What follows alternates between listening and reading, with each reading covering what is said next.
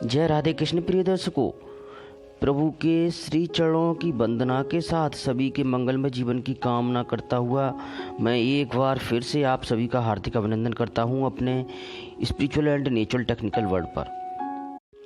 प्यारे भाई बहनों, आजकल कुछ लोग बिना सोचे विचारे जो जी में आता है वह खा पी रहे हैं, और जिसके भी हाथ का बना हुआ हो बिना विचार किए हुए वह सब कुछ चाहे होटल में जा कर के या कहीं दूसरे स्थान पर ग्रहण कर लेते हैं। इससे हमारा आध्यात्मिक ह्रास हो रहा है, आध्यात्मिक शक्तियों का नाश हो रहा है। इससे संबंधित मैं एक सत्य घटना आपको सुनाऊंगा जो आपके रोंगटे खड़े कर देगी और आपको यह समझ में आ जाएगा कि जो हम खान पान हमारा अनुचित होता है, अशुद्ध होता है, उसका क्या प्रभाव पड़ता है हमारे जीवन पर, हमारे आध्यात्मिक जीवन पर। हम सभी अच्छी तरह जानते हैं कि जो भी वस्तु हो उसकी कोई ना कोई एनर्जी रहती है, उसका कोई ना कोई कार्य क्षेत्र भी रहता है। अब जो खाना भी हम ग्रहण करते हैं उसकी भी एनर्जी होती है। अब चाहे वह निगेटिव एनर्जी हो या पॉजिटिव एनर्जी हो, इसके बारे में अच्छी तरह से वही आदमी समझ सकता है, इंसान समझ सकता है जिसने या तो उस वस्तु पर, उस खाने पर रिसर्च किया हो या उसे अच्छी तरह से समझा हुआ हो।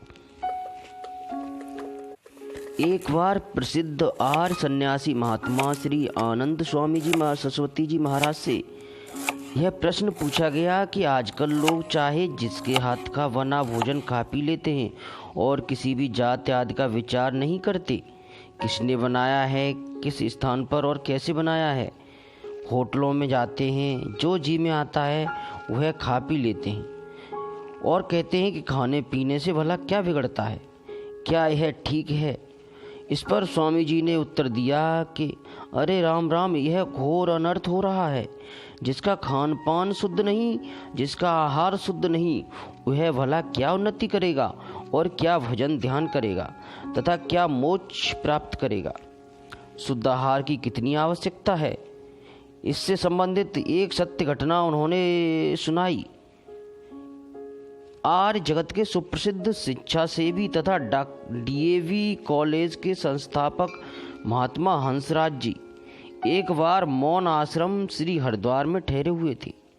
मौन आश्रम में ही एक वानप्रस्थी जी महाराज भी ठहरे थे, जो कितने ही वर्षों से वहीं पर रहकर, आश्रम में रहकर प्रातःकाल सुबह 3 बजे उठकर ध्यानावस्थित होने का अभ्यास कर रहे थे, और इस अभ्यास में उन्हें पर्याप्त सफलता भी मिल चुकी थी।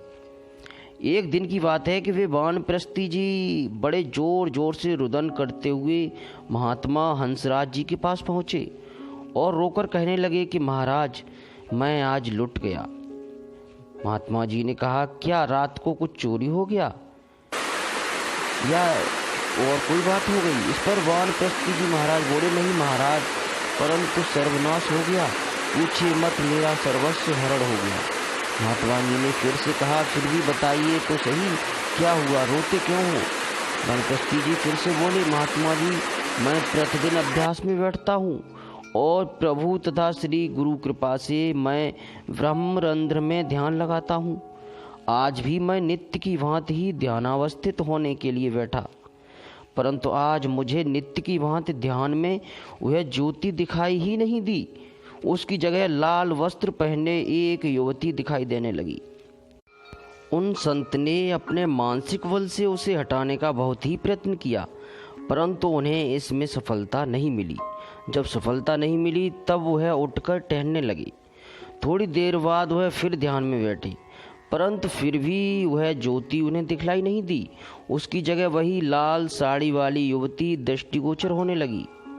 वह फिर उठकर टहलने लगे और कई बार इसी प्रकार उन्होंने प्रयत्न किया, परंतु वह उस ज्योति को देखने में सफल नहीं हुए जिसे वह नित्य प्रति देखते थे, दर्शन करते थे अपनी दिव्य दृष्टि के द्वारा।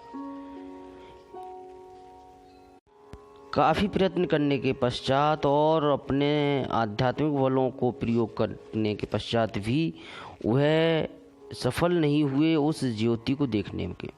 जब भी वह अपनी दोनों आंखों के मध्य नासिक भाग के ऊपर ध्यान लगाते, वही लाल साड़ी वाली युवती का चित्र दृष्टिगोचर होने लगता।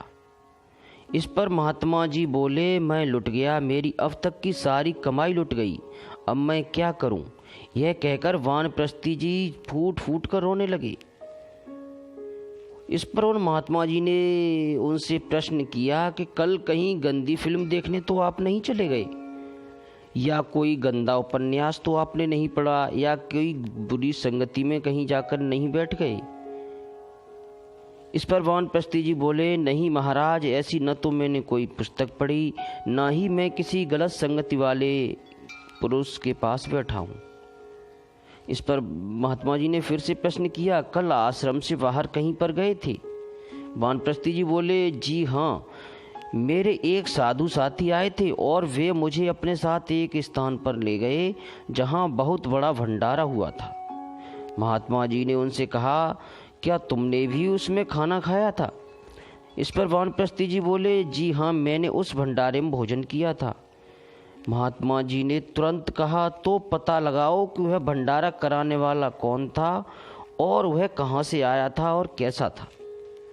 वानप्रस्थी जी बोले, बहुत अच्छा महाराज। अब तो वानप्रस्थी जी इस खोज में लगे कि भंडारे वाला कौन था, कैसा था और उसका भंडारा कराने का उद्देश्य क्या था। 2-3 दिनों की खोज के पश्चात वानप्रस्थी जी महाराज ने महात्मा हंसराज जी के पास आकर बताया कि महाराज, खोज करने के पश्चात यह मालूम हुआ कि अमुक नगरी का एक व्यक्ति श्री हरिद्वार में आया था, उसी ने आकर भंडारा किया था। उस व्यक्ति ने अपनी एक युवती कन्या को 10,000 रुपये में एक वृद्ध के साथ ब्याह दिया था।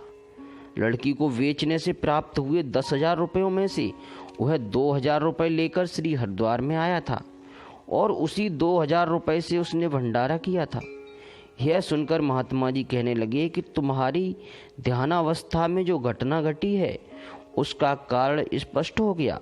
उसी युवती का चित्र ध्यानावस्था में सामने आता था जिसे बेचकर उस व्यक्ति ने तुम्हें अन्न खिलाया था। जैसा अन्न होता है वैसा ही मन भी बनता है।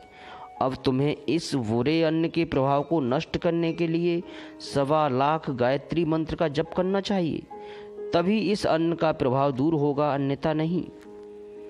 वानप्रस्थी जी ने ऐसा ही किया। 1.25 लाख गायत्री मंत्र जप करने के पश्चात उस अन्न का प्रभाव दूर हो गया। तब उनका पूर्ववत ध्यान होने लगा। प्यारे भाई बहनों, यह एकदम सत्य घटना है। अब यहाँ से हम यह समझ सकते हैं, चाहे हम आध्यात्मिक रूप से देखें या वैज्ञानिक तरीके से, साइंटिफिक रूप से देखें, दोनों ही तरीके से हमें यह बात पता लगती है कि 2 प्रकार की ऊर्जाएं, एनर्जी काम करती हैं, एक नेगेटिव एनर्जी और दूसरी पॉजिटिव एनर्जी। और ऊर्जा संरक्षण का सिद्धांत सभी को पता है कि ऊर्जा न तो उत्पन्न की जा सकती है और न ही नष्ट की जा सकती है। अब भोजन जिस तरीके से बनाया गया है उसी में भी पॉजिटिव और नेगेटिव एनर्जी रहती हैं, जो हमारे शरीर में जाकर के उसी प्रकार की एनर्जी को क्रिएट करती हैं और हमारी आध्यात्मिक और भौतिक शक्तियों को प्रभावित करती हैं। तो मैं आपसे हाथ जोड़कर विनती करता हूँ कि अपने उचित खान पान का ध्यान रखिए और शुद्ध और अशुद्ध आहार विहार क्या होता है उससे संबंधित मैं एक वीडियो और बनाऊंगा, जो आपको इसके लिंक में भी मिलेगा और चैनल पर भी होगा। आप उसे देख करके समझ सकते हैं किस प्रकार किस प्रकार का खाना हमें करना चाहिए या किस प्रकार का खाना हमें ग्रहण करना चाहिए, जिससे हमारी आध्यात्मिक शक्ति को बल मिले और हमारे जीवन का कल्याण हो सके। सभी प्यारे भाई बहनों से विनती है कि आंखें बंद कर प्रभु को हृदय में स्मरण करते हुए प्रेम से बोलिए, हरे राम राम राम हरे हरे, हरे कृष्ण कृष्ण कृष्ण हरे हरे।